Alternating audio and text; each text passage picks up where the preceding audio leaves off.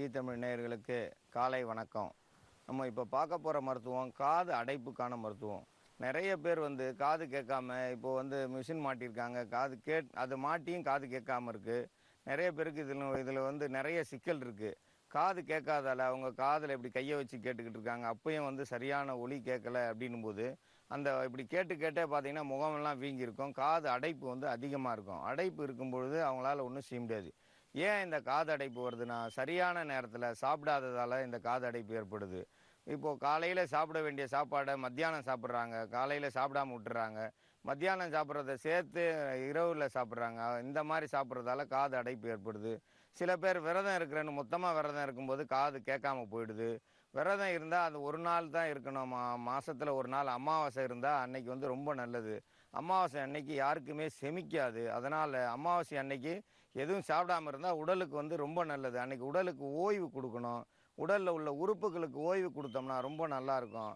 அன்னைக்கு நிறையா சாப்பிட்டாலும் நமக்கு காது பிரச்சனை வந்துரும். காது கேட்கறதுக்கு, காது அடைப்பு விடுறதுக்கான மருந்து நம்ம காலடியிலேயே இருக்கு. இந்த காலடியில இருக்கிறத நாங்க வந்து ஒரு இடத்துல வச்சு காட்டும்போது காஞ்சு போயிருக்கு. அது எப்படி இருந்துச்சு? அந்த செடி எப்படி இருந்துச்சுன்னு கேட்குறாங்க. நிறைய பேருக்கு அது எப்படி இருக்கும்? இருக்கிற இடத்துல எந்த மாரி இடத்துல இருக்கும்? அது தனியா இருக்குமா? அல்லது மொத்தமா இருக்குமா? அல்லது முள்ளா இருக்குமா? அங்க வேற ஏதாவது இருக்குமா? நிறைய பேர் பயமுறுத்துறாங்க. மூலிகைய தொட போனா அங்க வந்து பாம்பு கொத்திரும். அதனால எந்த மூலிகையும் அவங்க தான் எடுக்கணும்னு. அப்படியெல்லாம் கிடையாது. பறிக்கும்பொழுது சிலர் வந்து சில மூலிகை வந்து பேசாம பறிக்க வேண்டிய மூலிகைலாம் இருக்கு. சிலது வந்து பேசி பேசி எடுத்தாலும் தவறு வராது. ஆனா அது வந்து காலையில வந்து 5லேருந்து 5:30க்குள்ள புடுங்குனோம்னா ரொம்ப அற்புதமா வேலை செய்யும். பௌர்ணமி அன்னைக்கு புடுங்குனோம்னா எந்த இலைய வேணாலும் புடுங்கலாம். அது தவறே கிடையாது. அந்த அன்னைக்கு எந்த இதுவும் வந்து தவறும் பண்ணாது. நம்ம வந்து சபிக்கவும் சபிக்காது. நம்ம நல்லதுக்கு செஞ்சோம்னா அந்த இலைகள் வந்து பிறந்த பிறவியினுடைய பயனை நம்ம செய்றோம். அதனால அந்த இலைகள இப்போ நம்ம காலடியிலேயே இருக்கு. இந்த காலடியில இருக்கிறத இப்ப நான் உங்களுக்கு காட்டுறேன். அத பார்த்துட்டு நீங்களும் இந்த மாரி எங்க இருக்கு? இது வந்து அதிகமா சாக்கடை ஓரத்துல இருக்கக்கூடியது. இது வெள்ள கரிசலாங்கண்ணின்னு சொல்லுவோம். அந்த வெள்ள கரிசலாங்கண்ணி வந்து வயல்வெளிகள்ல, வரப்புகள்லயும் இருக்கும், வாய்க்கால்கள்லயும் இருக்கும். இது சாக்கடையில அதிகமா இருக்குன்றதால வேண்டி அத விட்டுறாதீங்க. அது சாக்கடையில இருந்தாலும் அத எடுத்து கொண்டு வந்து நல்ல தண்ணீல சுத்தம் பண்ணி அதுக்கப்புறம் இத பயன்படுத்தலாம். நல்ல நல்ல பொருட்கள் சாக்கடை ஓரம் இருந்தா அது நல்ல பொருட்கள் தான் இருக்கும். அது ஒண்ணும் எந்த வகையிலயும் அது கெட்டு போகாது. சேத்துல முளைச்ச செந்தாமரையா இருந்தாலும் அது செந்தாமரை தான். அதே போல தான் ஒவ்வொரு மூலிகையும் அது சேத்துல வளருது, சாக்கடையில வளருது அத பார்க்க வேணாம். அதனுடைய மருத்துவ பலன பாருங்க. அதனுடைய மருத்துவ பலன் நமக்கு தேவை. வெள்ள கரிசலாங்கண்ணிய இப்ப நான் புடுங்க போறேன். அத பாருங்க. இதுதான் வெள்ள கரிசலாங்கண்ணி. இத பாருங்க. இது எவ்வளவு இதா இருக்கு. இதுல வந்து வெள்ளை பூ இருக்கு பாருங்க. இந்த வெள்ளை பூ வந்து இதுதான் வெள்ளை கரிசலாங்கண்ணி. மஞ்ச கரிசலாங்கண்ணில இதுல வந்து மஞ்ச பூ இருக்கும். இந்த வெள்ளை கரிசலாங்கண்ணில வந்து காரத்தன்மை அதிகமா இருக்கும். இது அருகம்புல் கூடவும் எல்லா செடிகள்லையும் கலந்து இருக்கும். இதுக்கு வந்து தனியா வந்து போய் தனியா இருக்குன்றதெல்லாம் இல்ல. இது போதுமானது. இதோட சேர்த்து அடுத்து இன்னொரு மருத்துவமும் நம்ம மருந்த நம்ம எடுக்க போறோம். அதையும் சேர்த்து எடுத்து நம்ம மருந்தா இப்போ பண்ண போறோம். திருநீற்று பச்சளைன்னு சொல்லுவோம். திருநீற்று பச்சளை வந்து இத பாருங்க. இத வந்து காதுல வச்சுக்கிட்டோம்னா அவ்வளோ அழகா இருக்கும். நல்ல மணமா இருக்கும். சென்ட் போடணுன்ற அவசியம் கிடையாது. இந்த திருநீற்று பச்சளையும் இதையும் சேர்த்து நம்ம வெள்ளை கரிசலாங்கண்ணியும் சேர்த்து மருத்துவம் செய்யணும். இந்த திருநீற்று பச்சளையினுடைய மணத்தை பார்த்தோம்னா சென்ட்டெல்லாம் இதுகிட்ட தோத்து போகும். இதை வந்து முகப்பருவுக்கும் போடலாம். இந்த முகப்பருவுக்கு போட போட இந்த முகப்பருவு குறைய ஆரம்பிச்சிடும். இது ரெண்டையும் சேர்த்து இப்போ மருத்துவம் பண்ணணும். இந்த மூலிகை ரெண்டையும் எடுத்து கையில் வச்சுருக்கேன். இந்த திருநீற்று பச்சளையும் வெள்ளை கரிசலாங்கண்ணியும் ஒன்றா வச்சுருக்கேன். இதை வந்து நாங்கள் வந்து கிராமப்புறங்களில் கையிலேயே கசக்குவோம். கையில் அல்லது சில பேர் வந்து வாயில் வந்து மென்று இது பண்ணுவாங்க. வாயில் வந்து மென்று இதை துப்பும்போது இதனுடைய சாரம் வந்து எப்படி இருக்குன்றத இப்போ காட்டுறேன். இந்த சார் வந்து பாருங்க, சார் எவ்வளோ சார் வந்திருக்கு. இதில் வந்து ஒரு இந்த சாரத்தை இந்த மாதிரி புழிஞ்சு எடுத்துட்டு இதில் வந்து ஒரு 3 சொட்டு விட்டு வந்தால் போதும். இந்த 3 சொட்டு இந்த சாரத்தை வந்து நம்ம விட்டோம்னா காதில் உள்ள அடைப்புகள் போகும். காது அடைப்பு போச்சுன்னா காது கேட்க ஆரம்பிச்சிடும். அது பிறவிலேயே காது கேட்காம இருந்தால் கண்டிப்பாக அது வந்து ஒன்றும் செய்ய முடியாது. பிறவிலேயே காது கேட்காம இருந்தால் அவங்களுக்கு வந்து எதுவும் செய்ய முடியாது. நடுவில் வந்து காது கேட்காம போனால் கண்டிப்பாக அது சரியாகும். இந்த காது அடைப்புக்கு இது ஒரு முக்கியமான மருந்து. ஏன்னா இது வந்து எவ்வளவு மோசமான அடைப்பாக இருந்தாலும் எடுத்துரும். காது கேட்கலன்ற பயப்பட தேவையில்லை. இந்த சாரினுடைய பலனை வந்து ஏன் சொல்கிறோம்னா இந்த திருநீற்று பச்சளையினுடைய வாசம் இருக்குது பார்த்தீங்களா, அந்த வாசமும் இந்த வெள்ளை கரிசலாங்கண்ணியினுடைய காரத்தன்மையும் இது ரெண்டும் சேர்ந்து செயல் புரிஞ்சு காதுக்குள்ளே நம்ம ஒரு 3 சொட்டு விட்டோம்னா காதில் கேட்காம இருக்கிற அந்த ஜவ்வு அடைப்போ அல்லது வேறு என்ன பிரச்சனை, அதில் புண் அடைப்பு இருந்தாலும் அந்த புண்களை ஆற்றி அந்த ஜவ்வில் உள்ள சிறு சிறு கசடுகளை வெளியேற்றி அது நீங்கள் ராத்திரியில் விடலாம், இல்லைனா காலையில் விடலாம். இது எப்போ கிடைக்குதோ அப்போ செய்யணும். அதனால் இது கசக்கி எடுத்து அதில் ஒரு 3 சொட்டு விட்டாலே போதும். காது அடைப்புகள் சரியாயிடும். காது அடைப்பு சரியாக சரியாக காது கேட்கும் திறமை வந்துடும். காது கேட்கலன்ற பயப்பட தேவையில்லை. காது கேட்கலன்னா அவங்க வந்து ஊமைன்னு அர்த்தம். குழந்தைக்கு வந்து பிறந்த குழந்தைக்கு நீங்கள் அழுதான்னு பார்ப்பாங்க. ஏன்னா அழுதாதான் வந்து அதுக்கு குரல் வரும் அப்படின்னு தெரியும். இப்போ பிறக்கிற குழந்தைங்க எல்லாமே ஆஸ்பத்திரியில் இயற்கை முறையில் பிறக்கலை, செயற்கை முறையில் எடுக்கிறதால எந்த குழந்தையுமே அழலை. அதனால் நிறைய பாதிப்பு வருதுன்னு சொல்லி நிறைய தாய்மார்கள் சொல்கிறாங்க. அது நம்ம ஒன்றும் செய்ய முடியாது. அந்த அரசு மருத்துவமனையில் கண்டிப்பாக அவங்க வந்து இயற்கை முறையில் பிறக்கிற வரைக்கும் அவங்க காத்திருப்பாங்க. செயற்கை முறையில் எடுக்க மாட்டாங்க. அதனால் அரசு மருத்துவமனையில் நம்ம வந்து கர்ப்பிணி பெண்களை கொண்டு போய் சேர்த்தோம்னா அவங்க வந்து அந்த பெண்ணுக்கு வந்து எப்போ சரியான நேரமோ அப்போ அது வரைக்கும் காத்திருப்பாங்க. முடியாத பட்சத்துக்கு தான் அறுவை சிகிச்சை போவாங்களே தவிர எல்லா குழந்தையும் அறுவை சிகிச்சை போகாது. ஏன்னா 100க்கு 99 குழந்தை அரசு மருத்துவமனையில் பிறக்கிற குழந்தைகளுக்கு வந்து சுகப்பிரசவம் தான் ஆகும். ஏன்னா அங்கே வந்து எந்த காசு எதிர்பார்ப்பும் இருக்காது. அதனால் சுகப்பிரசவம் பண்ணும். அந்த குழந்தைகளுக்கு வந்து காது கேட்கும் திறமை அதிகமாக இருக்கும். காது கேட்குதுன்னா அந்த குழந்தை கண்டிப்பாக ஊமை இருக்காது. காது கேட்காத குழந்தைக்கு நீங்கள் பக்கத்தில் போய் சிட்டிக்கு போட்டிங்கன்னா அந்த சிட்டிக்கு வந்து அதை திரும்பி பார்க்காது. எப்போ திரும்பி பார்க்கலையோ அப்போ வந்து அந்த குழந்தைக்கு வந்து காது கேட்கலன்னு அர்த்தம். காது கேட்கலன்னா ஊமைன்னு அர்த்தம். ஊமையாக போயிடும். அந்த குழந்தைய போய் நம்ம என்னென்ன செஞ்சாலும் அது வந்து சரி பண்ண முடியாது. காது கேட்க வச்சோம்னா கண்டிப்பாக அந்த குழந்தை பேச ஆரம்பிக்கும். காது கேட்காத குழந்தைகள் வந்து பேசவே பேசாது. அதனால் இது சிறு குழந்தைகளுக்குனா 1 சொட்டு போதுமானது. பெரியவங்களுக்கு 3 சொட்டுலேருந்து 5 சொட்டு விடலாம். ஆனால் அது வந்து ஒரு வாரத்துக்கு ஒரு முறை தான் விடணும். தினந்தோறும் விடக்கூடாது. தினந்தோறும் விட்டால் அந்த காதில் புண் இருந்தாலும் சீக்கிரம் ஆறாது. புண் சீக்கிரம் ஆறணும்னா இந்த காது அடைப்புக்கான மருந்து இது. இந்த கரிசலாங்கண்ணியினுடைய இது வந்து பார்த்தீங்கன்னா அந்த மஞ்சள் கரிசலாங்கண்ணி இதில் இருந்தால் அது இன்னும் நல்லா வேலை செய்யும். மஞ்சள் கரிசலாங்கண்ணியில் கொஞ்சம் காரத்தன்மை கம்மி. ஆனால் இந்த வெள்ளை கரிசலாங்கண்ணியில் அதிக காரத்தன்மை இருக்கிறதால சீக்கிரம் சரி பண்ணும். ஆனால் காதில் எந்த ஒரு வலியோ எதுவும் இருக்காது. இந்த மனம் போய் மூளை வரைக்கும் போய் சேரும். ஏன்னா இந்த திருநீற்று பச்சளையினுடைய மனம் இருக்குது பார்த்தீங்களா, அந்த மனம் வந்து அந்த அளவுக்கு வேலை செய்யும். அது வேலை செய்ய காதில் வந்து கேட்கும் திறமை வந்துடும். மண்டை மூளைக்கு அந்த வாசம் போனாலே மூளை வேலை செய்ய ஆரம்பிச்சிடும். மூளை வேலை செய்யும்போது காது கேட்கும் திறமை அதிகமாகும். காது கேட்கும் திறமை அதிகமாகும் காதிலுடைய அடைப்பு போகும். அடைப்பு போகணும்னா இந்த மூலிகையை பயன்படுத்தணும். இதை சாதாரணமாக நம்ம காலடியில் தான் இருக்குது. நம்ம இதை தேடி போகலாம். கண்டிப்பாக இதை பார்த்திங்கன்னா சென்னை ஓரத்தில் சாக்கடை ஓரத்தில் தான் அதிகமாக இருக்கும். சாக்கடை ஓரத்தில் இருக்குதுன்றக்க வேண்டி அதை வெறுத்துடக்கூடாது. அது வந்து இருக்கிறதுக்கு இடம் இல்லை. எல்லா இடமும் சிமெண்ட் பிளாட்டாக போட்டாச்சுன்னா எந்த இடத்துல தான் அது வரும்? எங்கே மண் இருக்கோ எங்கே ஈரம் இருக்கோ அங்கே வந்து இயற்கை பறந்து போய் முளைச்சிக்கிறோம் அந்த விதையை. அந்த விதை காற்று வழியாக போய் அந்த சாக்கடை ஓரம் விழுந்ததால் அங்கே நல்ல செழிம்பாக இருக்கும். இந்த செழிம்பாக இருக்கிறத நம்ம எது பயன்படுத்தலாம். இந்த செழிம்பாக இருக்கிறத பயன்படுத்தினா மட்டும் போதாது. இதோடு சேர்ந்து நம்ம திருநீற்று பச்சளையை பயன்படுத்துகிறோம். திருநீற்று பச்சளையை காதில் எடுத்து வச்சிங்கனாலே முகப்பருக்கள் வந்து குறைய ஆரம்பிச்சிடும். பெண்கள் வந்து இதை வீட்டுக்கு வளர்த்தாங்கன்னா தினந்தோறும் தலையில் பூ வைக்கிறதுக்கு பதில் இதை வச்சுட்டு போனாங்கன்னா மல்லிகை பூவையை மிஞ்சக்கூடியது இது. ஏன்னா மல்லிகை பூவுக்கு சக்காலத்தி யாருன்னு கேட்டால் இந்த திருநீற்று பச்சளை தான். மல்லிகை பூ வந்து வாசத்தில் இருக்குன்னா நம்ம திருநீற்று பச்சளை அதை விட வாசம் அதிகம். இந்த வாசத்தால் இது வந்து காது கேட்கும் திறமையை உண்டு பண்ணும். இந்த காது கேட்கும் திறமையை உண்டு பண்ண இந்த மருந்தை எல்லோரும் பயன்படுத்தி பயன்பெற வேண்டும் என்று கேட்டுக்கொள்கிறேன். இங்கே நேரடியாக வந்து மூலிகை பறிக்க வந்திருக்கோம். மூலிகை பறித்து உடனடியாக நம்ம மருத்துவம் செய்ய போகிறோம். உடனடி மருத்துவம் இது ஒவ்வொருத்தரும் வந்து தெரிஞ்சிக்கிற வேண்டியது. ஏன்னா ஒவ்வொரு இடத்துலையும் மூலிகை அடையாளம் தெரியாமல் போயிடுது. அதனால் மூலிகை எங்கே இருக்கோ அங்கேயே தேடி வந்து நாங்கள் மருத்துவத்தை கற்றுக் கொடுக்க வந்திருக்கோம். நீங்கள் உங்களை கூப்பிட்டு வர்றதுக்கு பதிலாக இப்போ நாங்கள் வந்து நம்மளுடைய தொலைக்காட்சியை கூப்பிட்டு வந்திருக்கோம். இப்போ நம்ம பார்க்க போகிற மருத்துவம் வந்து உடல் அரிப்புக்கான மருத்துவம். இந்த அரிப்புக்கான மருத்துவத்தை இப்போ பார்ப்போம். அதில் வந்து தேவைப்படக்கூடிய அந்த மூலிகை இதோ பக்கத்தில் இருக்குது. இது தலை சுருளின்னு சொல்லுவாங்க, அல்லது ஈஸ்வர மூலிகைன்னுவாங்க, அல்லது பெருமருந்துன்னு சொல்லுவாங்க, அல்லது தராசுக்காயின்னு சொல்லுவாங்க, அல்லது உரிக்கட்டின்னு சொல்லுவாங்க. இத்தனை பேர்கள் இதுக்கு.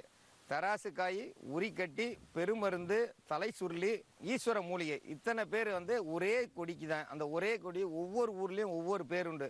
அது வந்து எங்கே வேணாலும் முளைக்கும். ஏன்னா அது ஈஸ்வரனுடைய படைப்பு. அந்த ஈஸ்வரனுடைய படைப்பு வந்து எங்கே வேணாலும் பார்க்கலாம். அது உங்கள் ஊர்லேயும் இருக்கும். அதனுடைய அடையாளம் தெரியாதுன்றதுக்காக வேண்டி அது எங்கே முளைச்சிருக்கோ அந்த இடத்துக்கே வந்திருக்கோம். இப்போ அந்த மூலிகையை பார்க்கலாம். சாதாரணமாக பாருங்கள், இது வந்து இந்த கொடியாக வளர்ந்துருக்கு. இது வந்து ரொம்ப கொடி உயரமாக போகும், மேலே வரைக்கும் போகும். இந்த கொடியினுடைய இலைகள் தான் வந்து தலை சுருளின்னு சொல்லுவோம்.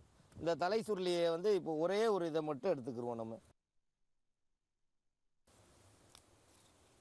ஏன்னா கொடி அக்க வேணாம், கொடி அத்தோம்னா அதனுடைய மொத்த கொடியும் அந்து போகும். அதனால் இலைகளை மட்டும் நான் பறிச்சிட்டு வரேன்.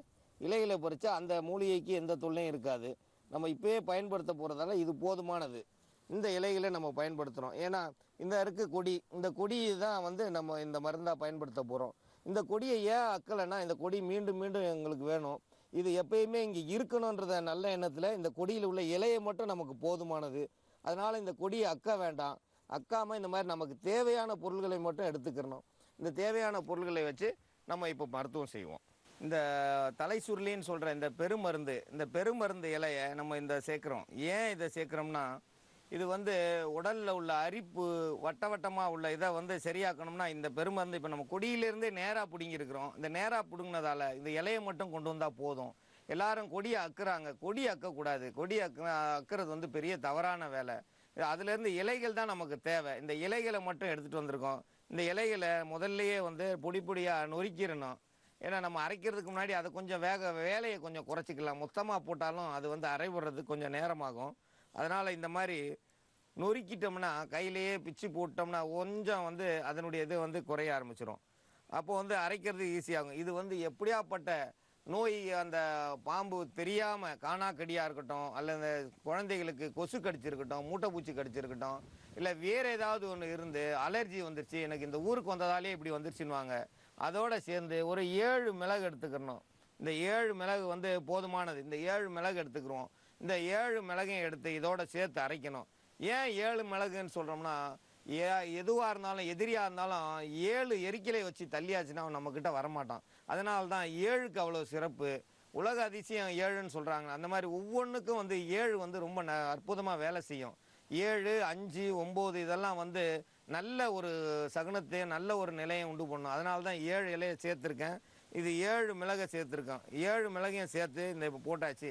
இது கூட சேர்ந்து ஒரு சிட்டிக்கு அளவுக்கு போதுமானது சீரகம். இந்த ஒரு சிட்டிக்கு அளவுக்கு போதுமானது. இந்த ஒரு சிட்டிக்கு அளவு போதுமானதை வச்சு மெதுவாக நம்ம நுணிக்கிறணும் ஏன்னா அந்த மிளகெல்லாம் தெரித்து ஓடிடும். இந்த இதை வந்து லேசாக தான் அரைக்கணும். இதை அரைக்கும் போது எங்கேயும் மிளகு தெரிச்சு விடக்கூடாதுன்னு தான் நம்ம மெதுவாக அரைக்கிறோம். இதை அரைக்கும் போது இது கூட கொஞ்சம் பால் விட்டுக்கணும். பால் எதுக்கு விடுறோம்னா, அதனுடைய முழு பலனும் அது நமக்கு கிடைக்கணும். இந்த பால் விட்டு அரைக்கும் போது இந்த இலையில் உள்ள சத்துக்கள் எங்கேயும் போகாது. ஈஸ்வரனுக்கு உகந்தது பால். ஈஸ்வரனுக்கு பாலாபிஷேகம் செஞ்சோம்னா அவர் எப்படி நம்ம நோயை நல்லாக்குவாரோ அது பிரகாரம் இந்த மூலிகையில் ஈஸ்வரன் இருக்கிறாரு. அந்த ஈஸ்வரனை நினச்சி அவருக்கு பாலாபிஷேகம் செய்கிறதுக்கு சமம். இது வந்து சாப்பிட உடல் ரத்தம் சீராகும். ரத்தத்தில் உள்ள அழுக்குகள் சரியாகும். யாருக்கு எங்கே வந்து உள்ள விஷத்தன்மை இருக்குது, இதை வந்து பாம்பு கடிச்சிருக்கு, தேல் குட்டிச்சு, இல்லை ஏதோ எனக்கு கடிச்சிருக்கு, மயக்கமாக வந்திருக்கு, உடம்பு பூரா தடிப்பாக இருக்குது, எதுவாக இருந்தாலும் இதுக்கு பேர் பெருமருந்துனா பெரிதுனா சிவன் அர்த்தம். தேவர்களுக்கெல்லாம் அரசன் தேவாதி தேவன். அந்த சிவனுக்காக வேண்டி தான் அந்த பேர் பெருமருந்துன்னு சொல்கிறது. அதையே நேரடியாக நம்ம சொல்கிறதால ஈஸ்வர மூலிகைன்னு நம்ம சொல்கிறோம்.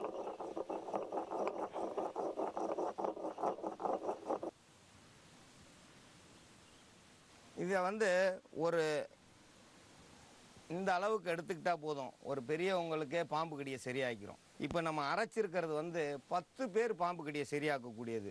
இதில் வந்து பால் கலந்து வச்சுருந்து ஒரு ஸ்பூன், இதில் வந்து 1 லிட்டர் பால் கலக்கலாம். அந்த அளவுக்கு அரைச்சிருக்கிறேன். இந்த நம்ம பாலில் வந்து ஒரு பட்டாணி அளவுக்கு சேர்த்தா போதும். இந்த பட்டாணி அளவுக்கு சேர்த்து இதை வந்து சாப்பிட்டாச்சுன்னா எப்படியாப்பட்ட குழந்தைக்கு உடம்பு முழுவதும் அரிப்பு இருந்தாலோ அல்லது விஷத்தன்மை இருந்தாலோ சரியாயிடும். இதில் பாதி எடுத்து ஒரு 200 மில்லி பாலில் கலந்து வச்சுட்டா நாய்க்கோ அல்லது மாட்டுக்கோ பாம்பு கடிச்சிருந்தா அதுக்கு ஊற்றிட்டோம்னா அந்த விஷமும் இறங்கிடும். ஏன்னா ஈஸ்வரனுடைய மூலிகையினுடைய தன்மையே அதுதான்.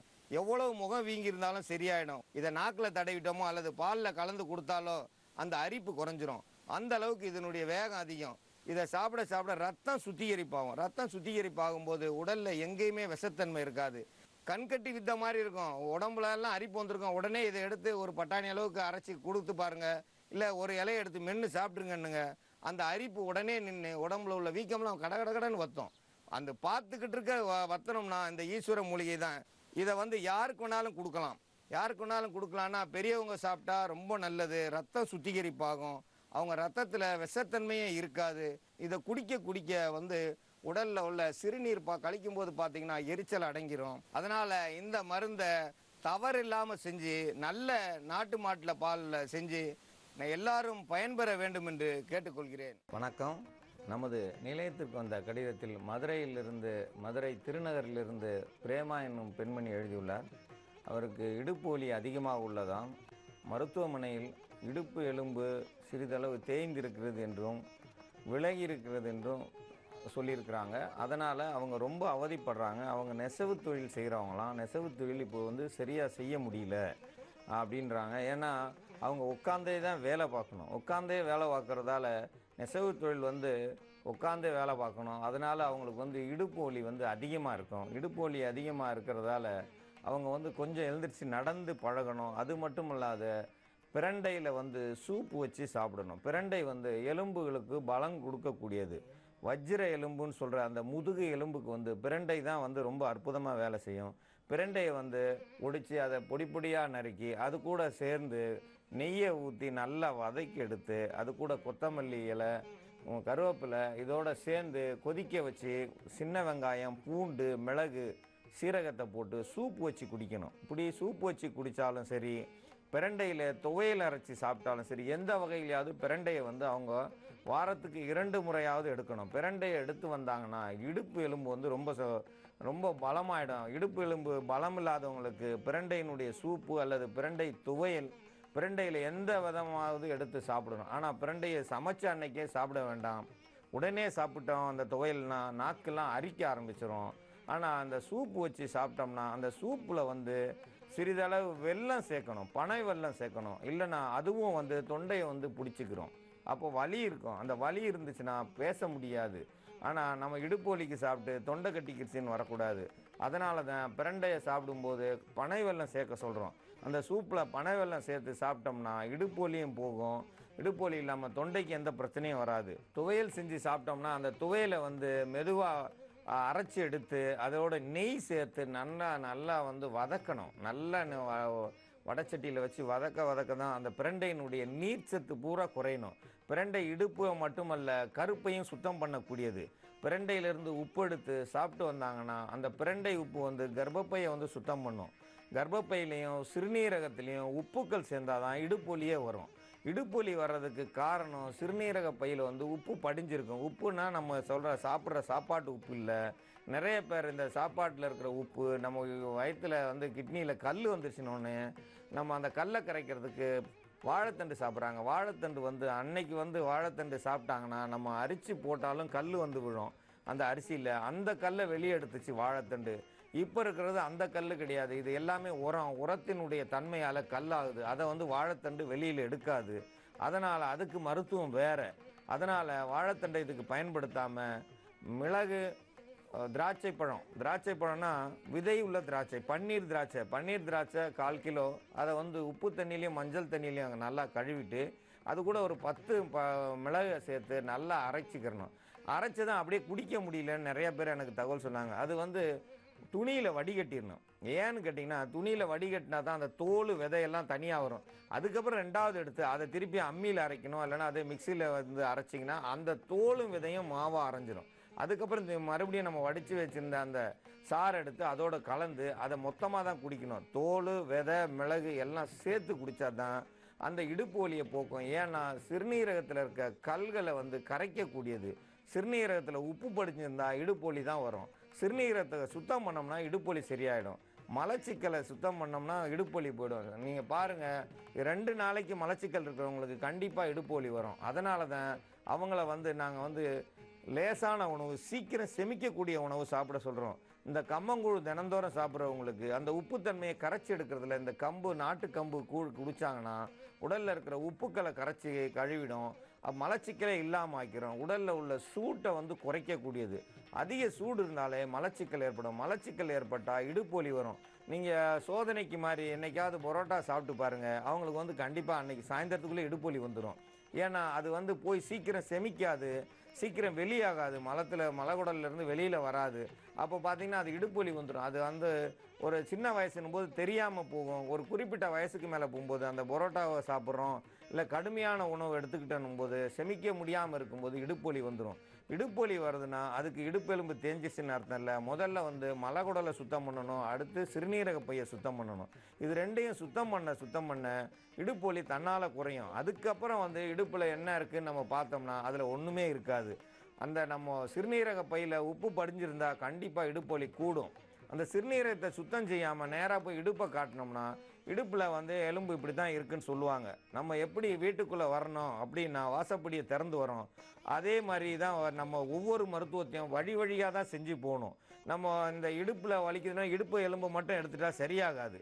அது எதனால் வந்துச்சு, நேராக இடுப்புக்குள்ளேயே யாராவது கொண்டு போய் உப்பை வச்சாங்க? கிடையாது. நம்ம சாப்பிட்ட சாப்பாட்டில் தான் உப்பு அங்கே போய் சேர்ந்துருக்கு. நம்ம சாப்பிட்ற சாப்பாட்டை மாற்றணும். அது எல்லா சாப்பாட்டையும் கொஞ்சம் கொஞ்சமாக வந்து இயற்கை முறையில் பாரம்பரிய உணவு எடுத்துக்கிறணும்.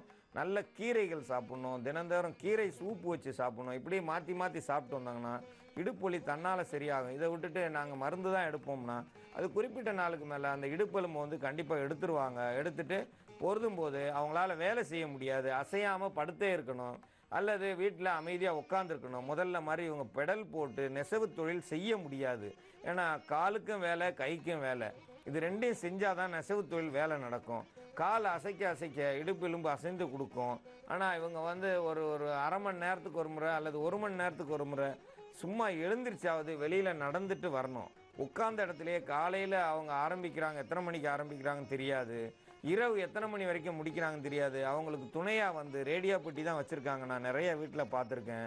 அந்த ரேடியோ பாட்டை கேட்டுக்கிட்டே இவங்க வேலை செஞ்சுக்கிட்டு இருக்காங்க. தன்னை மறந்து வேலை செய்யும்போது இடுப்பு அசையாமையே இருக்குது. கைக்கும் காலுக்கும் தான் வேலை, இடுப்பு அசையலை அப்படின்னும் போது இடுப்பு எலும்பு வலிக்க தான் செய்யும். கொஞ்சமாவது எழுந்திரிச்சு போகணும். எழுந்திரிச்சு போய் முன்ன என்ன நடந்து ஒரு தண்ணி குடிக்கிறதுக்காவது எழுந்திரிச்சு போகணும். இல்லை சிலது வந்து வாசப்படியில் ஏதாவது எடுக்க போகிற மாதிரி எழுந்திரிச்சு போகணும். இப்படி போகாமல் இருந்தாலும் அந்த இடுப்பு வலி வரும். நான் சொன்ன இந்த மருந்துகளை வந்து சாப்பிட்டு வாங்க. திராட்சை பழத்தில் வந்து மிளகு போட்டு சாப்பிட்டு வந்தால் அந்த இடுப்பு வலி சரியாயிரும். இந்த இடுப்பு வலி சரியாக இதுவே வந்து ஒரு நல்ல மருந்து. இது போல் யாருக்கு இருந்தாலும் அந்த இடுப்பு வலி சரியாயிரும் என்று கேட்டுக்கொள்கிறேன்.